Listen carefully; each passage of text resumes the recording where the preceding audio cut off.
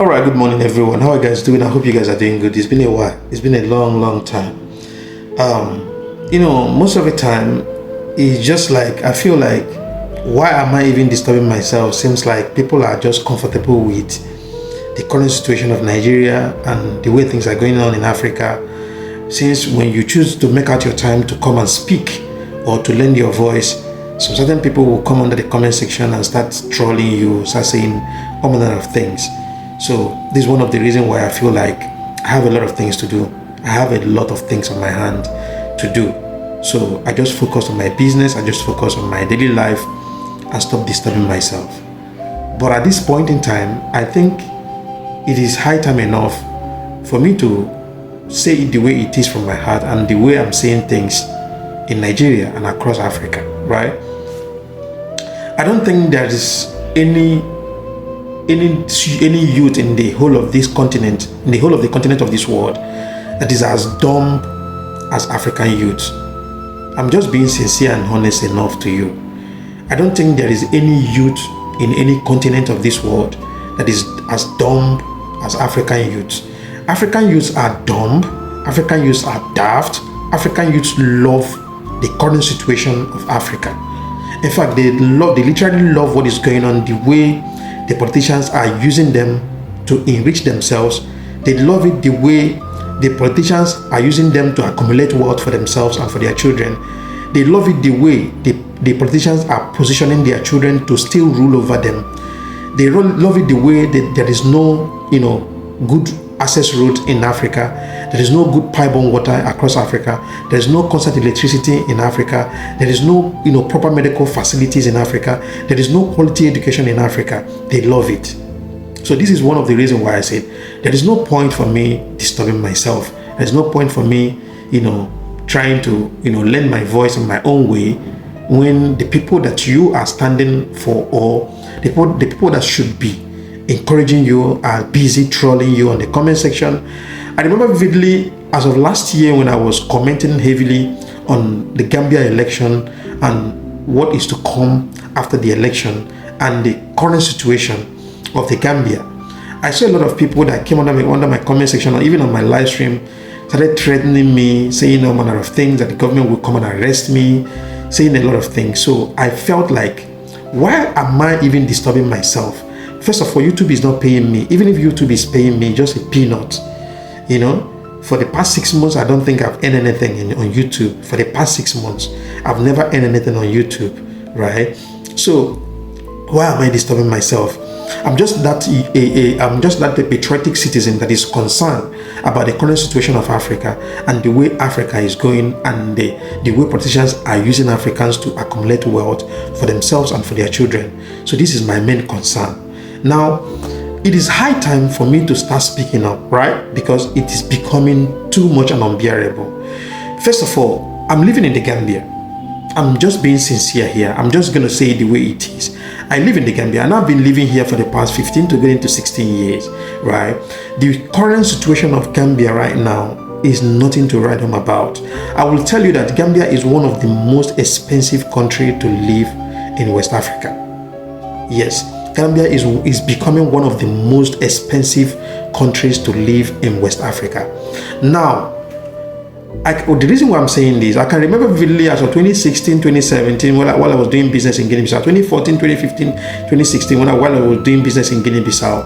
If I'm coming to Gambia for holidays or coming to Gambia to buy things, if I come with 100,000 CFA, I may not be able to finish that money over the weekend, paying my apartment, bill, paying for food and all the funds that I will have.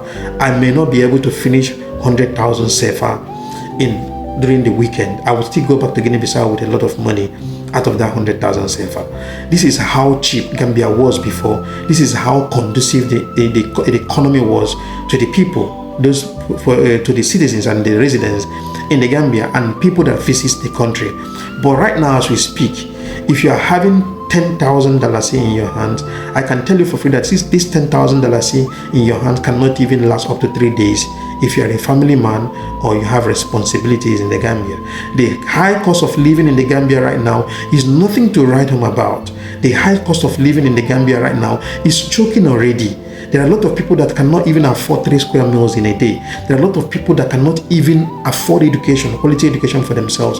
There are a lot of people that cannot even afford quality medical access in a medical, facility for themselves. There are a lot of people that are going through a lot of homeless people now in the Gambia. And the question is, when are these things going to end? Now, if I talk, people will say, yeah, this is how it is everywhere in the world. It is not how it is everywhere in the world. This is one of the reasons why you need to open your mind, travel around, and get to understand my point, where I'm coming from. I've traveled over 17 countries, and I'm telling you from a place of experience, Gambia is becoming extremely, extremely expensive to live in it.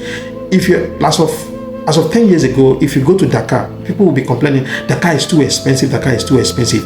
Now, will you believe me that Gambians travel to Dakar right now to buy goods to bring to Gambia to resell? Meaning that Dakar is even far cheaper than Gambia.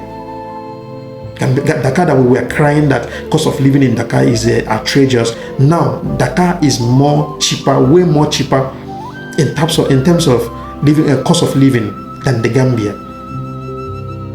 I don't know if people are getting to understand my point. Say it the way it is without mixing words. Say it the way it is without being political. Say it the way it is without fear or favor. This is what I'm trying to do here. The high cost of living in the Gambia is outrageous. It's becoming crazier every day and day. I discovered that a lot of people find it difficult to save at this point in time. Very difficult. Very difficult. There are a lot of families that you will approach and they will tell you that they spend over $40,000 to $50,000 every month. If you check how much is petrol right now, a liter of petrol is about $112. And how much liters of petrol would you have to burn in a week? How much liters of petrol will you have to burn in a month if you're a family man that have to drop your children off school and bring them back from school and do your daily activities and all that? The cash power is becoming outrageous. It's becoming crazier. When you buy $1,000 in cash power, government will take $300 out of $1,000. It's becoming crazy. The only thing cheap in the Gambia right now is water bill. Apart from water bill, every other thing is crazy. House rent now is becoming crazy.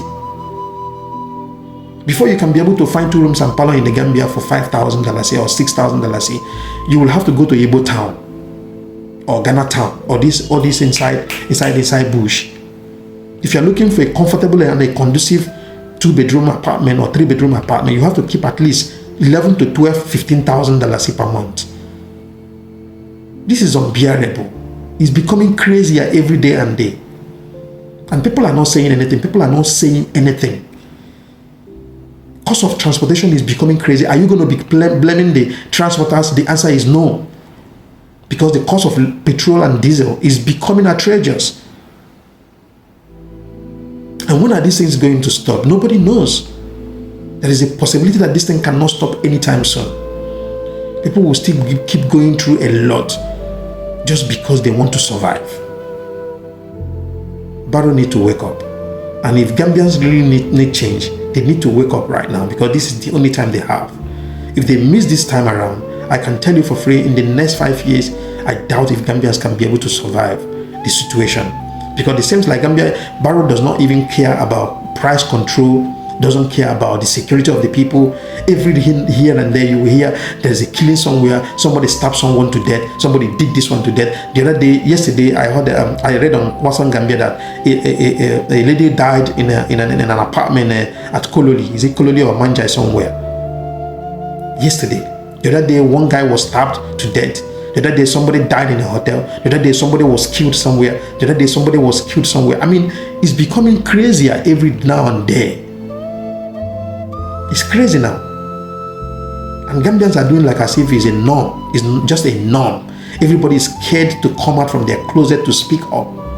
People are acting like as if it's a norm. It's normal until it gets to you. When it gets to you, you start, talking. But now that you are still free, why not talk? You don't want to go to jail. You don't want to be caged. You just want to remain silent and act like as if everything is alright while you will be dying in silence. It's crazy. It's crazy. Thank you very much. I'll see you guys in the next one.